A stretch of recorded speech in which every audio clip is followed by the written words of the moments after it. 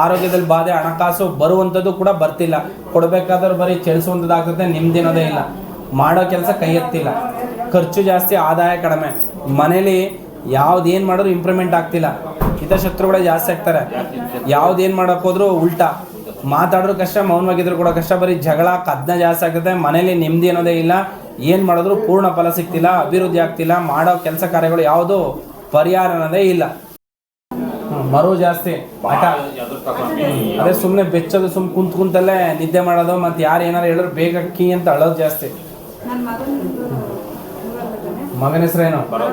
ಹೇಳಿದ ಮಾತು ಕೇಳಲ್ಲ, ಫ್ರೆಂಡ್ಸ್ ಅವಶ್ಯ ಜಾಸ್ತಿ, ತಾಳ್ಮೆ ಇಲ್ಲ, ಹಠ. ಮನೆಯವ್ರ ಮಾತಂದ್ರೆ ಮೊದ್ಲಾಗಿ ಹಿಡಿಕಿಲ್ಲ. ತಂದೆ ತಾಯಿ ಸಂಬಂಧ ಬಂಧು ಬಳಗ ಅದು ಯಾವ್ದು ಏನು ಬೇಕಿಲ್ಲ. ಅವ್ನು ಓದಪಟ್ಟ ಬಂದಪಟ್ಟ, ಅವ್ನು ಏನು ಮಾಡಲಿಲ್ಲ ಅಂದರೂ ಸುಮ್ಮನಿದ್ರು ಯಾವ ಸಮಸ್ಯೆನೂ ಇಲ್ಲ. ಏನಾರು ಹೇಳೋಕೋರು ಬೇಗ ಸಿಟ್ಟು, ಮುನ್ಸ್ಕೊಳ್ಳೋದು ಜಾಸ್ತಿ, ಪೀಡಿಸ್ಬೇಕು. ಯಾವ್ದು ಏನು ಮಾಡೋಕೋರು ಅಭಿವೃದ್ಧಿ ಆಗ್ತಿಲ್ಲ. ಕೈ ಇಟ್ಟು ಕೆಲಸಗಳು ಯಾವುದೂ ನಡೆಯಲ್ಲ.